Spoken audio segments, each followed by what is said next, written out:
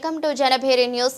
Madanapalle cooperative town bank శత జయంతి వేడుకలు ఘనంగా జరిగాయి. బ్యాంక్ ఏర్పడి 100 సంవత్సరాలు పూర్తి చేసుకున్న సందర్భంగా ఉమ్మడి చిత్తూరు జిల్లాలోని యాత్రద మహారథులు ఈ కార్యక్రమానికి హాజరయ్యారు. ముఖ్యంగా పలమనేరు శాసనసభ్యులు అమర్నాథ్ రెడ్డి, చంద్రగిరి ఎమ్మెల్యే పులివర్తి నాని, పీలేరు శాసనసభ్యులు కిషోర్ కుమార్ రెడ్డి, పూతలపట్టు శాసనసభ్యులు మురళీమోహన్ హాజరయ్యారు.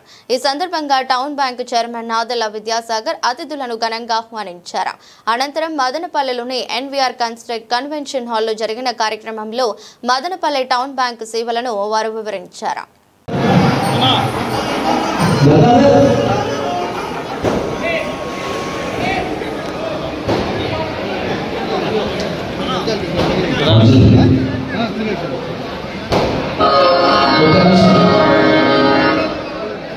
సంవత్సరానికి గాను దాదాపు 100 కోట్ల రూపాయలు డిపాజిట్ సాధించిందంటే మీ అందరి సహకారం, మీ అందరి ప్రేమ, మీ అందరి ప్రోత్సాహం. ఆ సంస్థను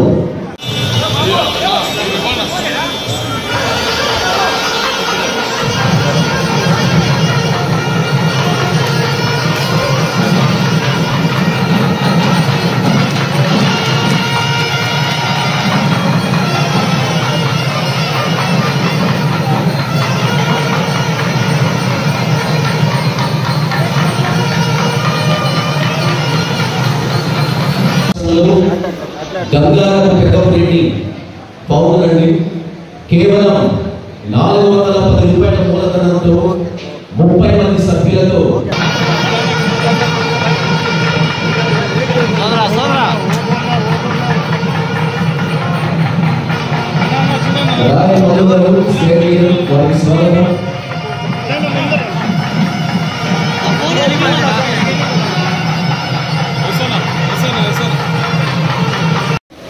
ఈ సహకార సంఘాల గురించి ఇప్పుడే పెద్దలు చాలా మంది మాట్లాడారు.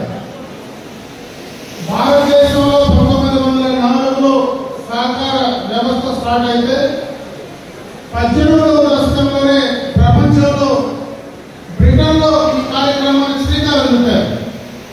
ఆ తర్వాత మన దేశంలో 1904లో స్టార్ట్ అయితే మదనపల్లిలో 1924లో పెద్దలు పూజలు ఈ యొక్క సంస్థ వ్యవస్థాపకులు పెద్దారెడ్డి రెడ్డి గారు అంటే రాజకొండ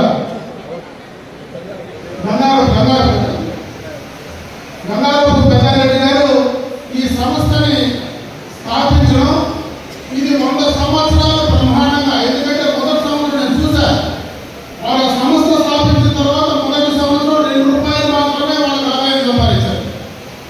ఆ తర్వాత అంచెలంచెలుగా ఎదిగి ఈరోజు 120 కోట్ల పైన బ్యాంకుకు సంబంధించినటువంటి లేవాదేవీలు ముందుకు తీసుకొచ్చారంటే ఇది నిజంగా దీన్ని అభినందించాల్సినటువంటి అవసరం ఉంది.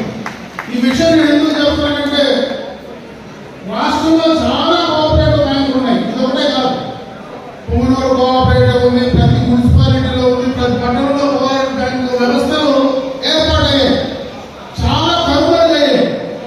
ఈరోజు రాష్ట్రంలో పనిచేసేటువంటి ఈ యొక్క సహకార సంస్థలు అటు అర్బన్ బ్యాంకులు కావచ్చు, రూరల్ బ్యాంక్స్ కావచ్చు, ఇవన్నీ కూడా వీటిలో ఇంకా బాగా వ్యాపారం చేస్తూ వారి సభ్యులకు లాభాపేక్ష లేకుండా వారికి సహకారాన్ని సేవలు అందించేటువంటి బ్యాంకులు ఇంకా నిలబడుతున్నాయంటే దానికి ఆ యొక్క పాలక వర్గాల యొక్క కార్యక్రమాలు ఏవైతే నిర్వహిస్తున్నారో వారు బ్రహ్మాండంగా ఆ బ్యాంకును ముందుకు తీసుకొచ్చే ప్రయత్నం చేస్తున్నారు. కాబట్టి ఇవి నిలబడ్డాయి.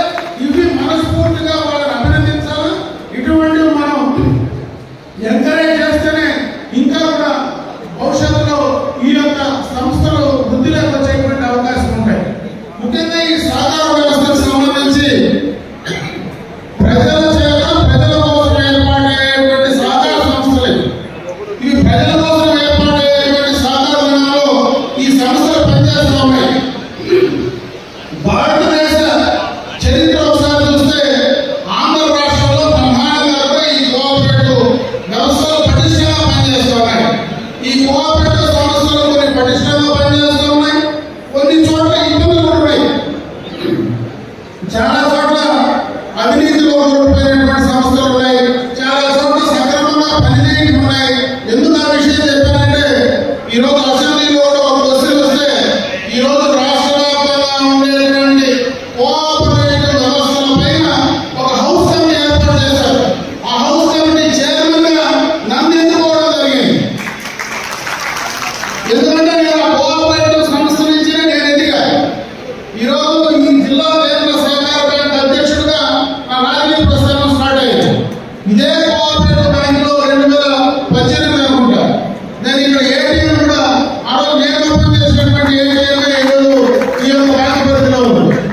అంటే ఈ కోఆపరేటివ్ సంబంధించినటువంటి వాటిపైన చేసేటువంటి పాలక వర్గాలు, అదేవిధంగా దానికి ఉన్నటువంటి సభ్యులు తీసుకున్నటువంటి డబ్బులు సక్రమంగా సకాలంలో తిరిగి కట్టాలి. తిరిగి కట్టకపోతే ఆ బ్యాంకు మనది, మనందరం కలిసి పెట్టుకున్నటువంటి బ్యాంకు.